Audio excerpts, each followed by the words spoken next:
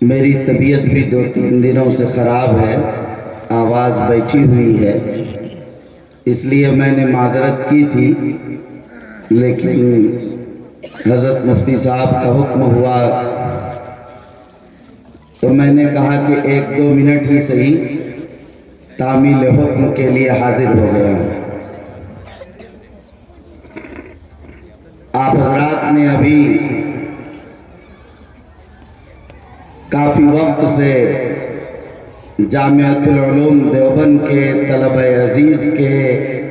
مختلف پروگرام سماعت کیے، تلاوت بھی سنے، نعتیں بھی سنی، نظمیں بھی سماعت کی، تقریریں بھی آپ نے سنی، اردو میں بھی، عربی میں بھی، انگریزی میں بھی، اور آپ حضرات نے اخیر میں بیت بازی کا بھی لطف اٹھایا۔ پروگرام کو دیکھنے سے یہ اندازہ ہوتا ہے کہ تعلیم بھی معیاری ہے اور تربیت بھی معیاری ہے۔ جن طلبہ نے پروگرام پیش کیے ہیں وہ بڑے کامیاب انداز میں پیش کیے۔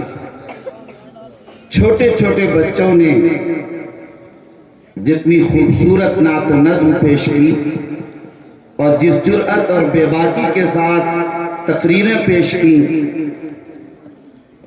ایسا لگ رہا تھا کہ جیسے مشاق شاعر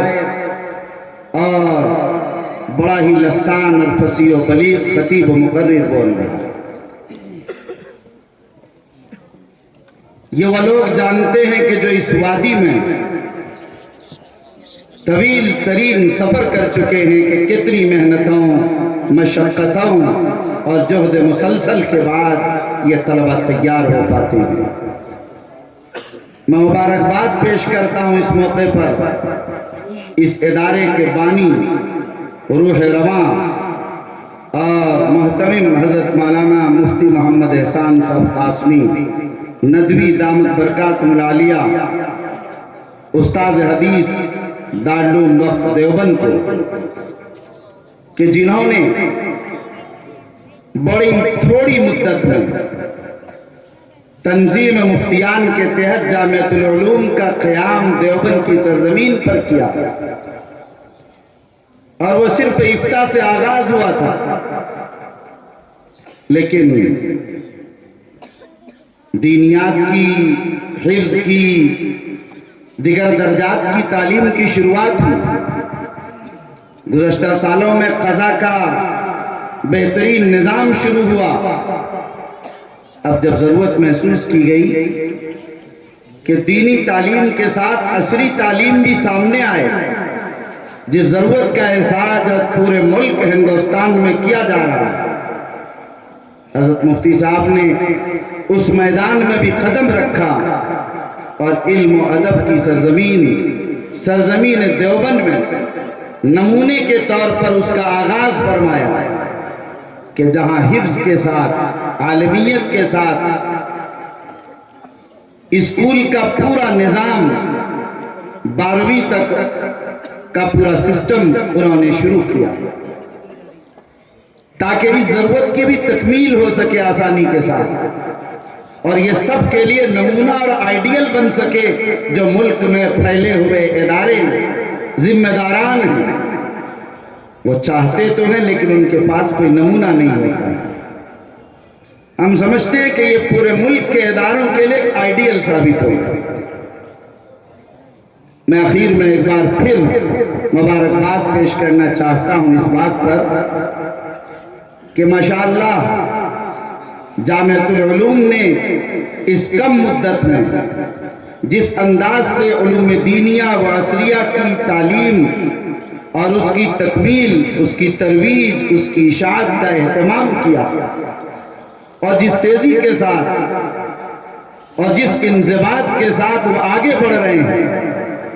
دل سے دعا نکلتی ہے کہ اللہ تعالیٰ اس ادارے کو مینار نور بنائے اور اس ادارے کو رشد و ہدایت کا ایک مرکز بنائے۔ جامعۃ العلوم دیوبند نے افتاء کی تعلیم کے ادارے تو بہت سارے ہیں، لیکن جس معیار کو قائم رکھنے کی کوشش کی اور تعلیم کا جو نہج دیا وہ ہمارے بڑے اداروں کے بعد اس کی کوئی مثال نہیں ملتی. اللہ تعالیٰ نظر بد سے حفاظت فرمائے اور حضرت مفتی صاحب دامت برکاتہم العالیہ، ان کے رفقا، ان کے اساتذہ، ان کے منتظمین، ان کے معاونین، مخلصین سب کو ہمت و حوصلہ دے کہ وہ اس ادارے کی ضروریات کی تکمیل کریں اور وہ اس ادارے کی ترقی اور اس ادارے کو آگے لے جانے کے لیے جو کوشش اور سعی ہو سکے اس میں اپنے آپ کو لگائیں. یقیناً یہ جو درخت لگا تھا چند سال پہلے آج وہ ثمر آور ہو رہا ہے، وہ شجر طوبہ کی شکل اختیار کر رہا ہے. آج اس کے فضلاء، اس کے مفتیان، اس کے قضات، اس کے حفاظ آج صرف اتر پردیش اور بہار اور جھارکھنڈ اور بنگال، کرناٹک اور کیرلا، تامل ناڈو اور آندھرا نہیں بلکہ پورے ملک میں جہاں چلے جائیے ان کے فضلاء، ان کے مفتیان ملتے ہیں اور باصلاحیت انداز میں مجھے ملک کے مختلف علاقوں میں ملے اور بڑی عظمت کے ساتھ اپنے ادارے، اپنے اساتذہ کا انہوں نے نام لیا. مجھے خوشی ہوئی کہ ماشاءاللہ جامعۃ العلوم نے بڑی تھوڑی مدت میں اپنا ایک مقام بنایا ہے. اللہ تعالیٰ سے دعا ہے کہ اللہ تعالیٰ ادارے کو ترقیات سے سرفراز فرمائے اور اللہ تعالیٰ یہاں کے ذمہ داران، اساتذہ کرام، طلبہ عزیز سب کو قبول فرمائے. آج جو طلبہ فارغ ہو رہے ہیں، جو مفتی بن کر، قاضی بن کر، حافظ بن کر، ہم ان سب کے لیے دعائے خیر بھی کرتے ہیں. اللہ ان سے دین کی خدمت لے اور اللہ تعالیٰ ان کے علوم کو قبول فرمائے. آمین. وآخر دعوانا ان الحمدللہ رب العالمین.